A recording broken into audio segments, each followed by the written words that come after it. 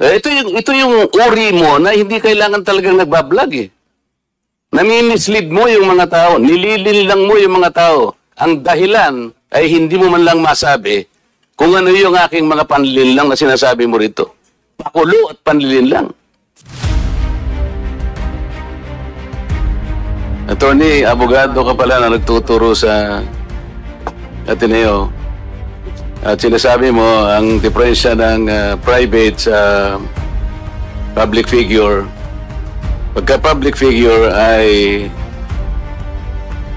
hindi basta-basta. Kahit nabirahin mo, parang may lisensya ka na, parang gano'n sinasabi mo. Pero pag private, talagang kinakailangan may malis ka agad yun. Siguradong, kaya lang nung ikaw ay nag-vlog, ito yung title ng vlog mo sa akin eh. Huwag maniniwala sa pakulo at panliling lang ni Marcoleta. Ano ang panliling lang ko, attorney? Public figure ako, pero kailangan malaman ko, sapagkat dito lang may malis ka na eh. Una, hindi mo ako kilala, ikaw hindi rin kita kilala. Pero dito lang the title pa lang. Huwag maniniwala sa pakulo at panlilin lang ni Marcoleta. Attorney, kahit kailan wala akong nilinlang na mamamayan ng Pilipinas. Wala kang karapatan na akusahan mo ako ng ganito. Kung ang pinag-uusapan ay gusto mo lang ma-informahan ang mga nagpapalo sa iyo kung sino-sinong maraming nagpapalo. Pwede mo ba sagutin ito muna? Ano yung panlilin lang na sinasabi mo rito? Marami na po kasi akong naging hindi ko ano yung particular na. Ito pakikita ko sa iyo, ayan hindi ko po alam kung anong particular doon na. Attorney, gumawa ka ng vlog. Yes po, ako po. Responsibilidad mo sa public ito, lalong-lalo na yung naniniwala sa iyo. Hindi ko maniwala kung paano mo silang napaniwala. Pero itong sinabi mong ito, may pakulo ako at panlilin lang. Ito yung sagutin mo, hindi ako naniniwalang hindi mo naalala ito. Mr. Chair? Mr. Chair? Actually po, dun yata yan sa rally ng Iglesia ni Cristo na naging subject din ako po ng programa ninyo sa yung dalawang pong kasama Honorable Congressman Marcoleta. Ako po yung naging subject nyo doon ni Saganang Mamamayan.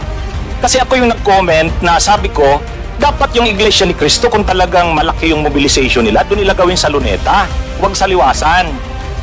Yun yung kasi, pag sa Liwasan... Attorney, huwag mong nililihis ang usapan, ano? Ang pinag-usapan yung panlilin lang na sinasabi mo at pakulo. Walang kinalaman yung rally ng INC dito. Doon ko po kita, Honorable Congressman... Anong panlilin lang ginawa ko doon sa rally? Yung po yatang speech nyo doon sa speech. Hindi pa yata, kailangan siguruhin mo. Nagsalita ko doon, anong parte ng speech ko ang nilinlang ko ang mamamayang Pilipino? Honorable Congressman Marco, yung reaction ko po yata yung speech nyo po doon sa ano state. Nga, kung alam mo yung speech ko, ano yung panlilinlang doon? Tingnan ko po dito sa ano ko, kung ano yung... Ang dami ko na po kasing naging content tungkol po. Hindi ganoon. Ako kapag sinabi ko, alam ko ang pinagbabasihan ko. Kahit matagal na yon, maaalala ko. Pag nilinlang ako ng isang tao, alam ko. Problema sa inyo, hindi ko nilalahat ang vloggers, ano? Ako, hindi ko minamasama yung vlogs. Yan ay part ng ating free speech. Expression. At yan ay ginagaranti ng ating saligang batas.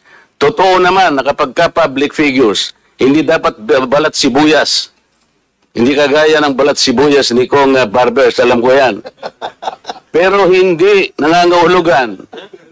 Kailangan i-establish ninyo. I-establish mo. Ikaw ay abogado pa rin, kagaya na sinasabi mo, nagtuturo ka pa sa isang reputabling institusyon. At pagkatapos, tinatanong ko lang ngayon, ikaw ang nagbablog, Basta po tungkol po talaga yung naging topic ko po kayo tungkol dun sa rally ng Ano nga yung sinabi ko sa rally na nanilang ako ng Pilipino? Wala ka man lang maisip? Ito yung uri mo na hindi kailangan talagang nagbablog Nami-mislead mo yung mga tao, nililin lang mo yung mga tao. Ang dahilan ay hindi mo man lang masabi kung ano yung aking mga panlilin lang na sinasabi mo rito. pakulo at panlilin lang.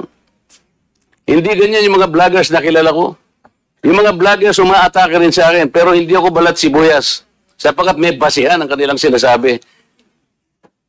Yung pinag-uusapan siguro namin dito. Gusto nila niyang tingnan siguro kung ano yung mga seeds ng mga aming pinag-uusapan dito. Hindi ako balat sibuyas, pero ito, wala akong makitang panlilin lang na ginawa ko sa ating mamamayan. Ikaw, ang lakas ng loob mo na mag-vlog. Abogado ka pa naman. O ano? Gusto, panoorin ko po mamaya itong ano, kung ano Ayun ang hirap sa atin, Mr. Chair eh. Ano po kasi, Isip-isipin mo, bigla ka na lang gagawa ng isang vlog na ngayon ay tatanungin kita ng diretso, wala ka man lang masabi, kahit isang panlilin lang. At ang inaakala mo, baka sakaling doon sa rally, Launch tab. hindi ka karapat dapat na abogado eh. Hindi ka dapat magturo sa Ateneo. Sinasabi ko sa iyo ngayon.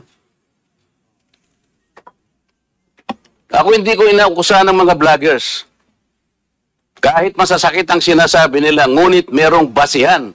Meron silang pinagmumulan na basihan. Kamukha nung isang vlogger, Mr. Chair. Nakita niya yung isang tarpaulin, isang billboard na na-install doon sa SLEX. Isang female vlogger, Mr. Chair, na napanood ko. Itong si Marcoleta kanya, walang kahihiyan ito ha. Tanga pala eh. At ikinahihiya na rin siya ng mga kapatid niya sa Iglesia ni Cristo. Sapagkat, akalain mong gagawa siya ng billboard, isasama niya kanya si Pastor Kibuloy. Hindi ba niya alam na si Pastor Kibuloy ay ganyan. So, kinakailangan, Mr. Chair, na sagutin ko. Ang pagkakasabi ko lang po na sagutin ko, miss ka ako, hindi kita kilala, pero medyo nasaktan lang ako, pero nandun na lang, pagpapasensyaan na kita, sapagat ako ay public figure. Kung ako lang ka ako ang ginanito mo, okay lang eh. Kaya lang kita sasagutin sapagkat yung mga nakikinig sa'yo, baka malin lang mo. Baka sila'y mailigaw mo sa paniwala na ako nga ang gumawa ng billboard na yan. So ipinaliwanag ko, Mr. Chair, hindi ako ang gumawa ng billboard na yan. Nakita ko na lamang po na biglang kasama po ako ron. At hindi naman po ipinaalam sa akin nung gumawa. Siguro po dahil si Pastor Kibuloy po ay tumatakbo ring isang senador, inakala niya sigurong magiging maganda rin para sa kanya kung kami po'y magkasama. Eh ako naman po'y wala namang magagawa tungkol doon. Pero hindi ko na po, wala na po akong reaksyon sapagkat public figure nga po ako eh. Lahat kami ay tatamaan. Ito nga po yung napakagandang pagkakasalita po sa Korte Suprema eh. Mr. Chair, basahin ko lang, maliit lang po ito. The interest of society, ito po yung United States versus Bustos. The interest of society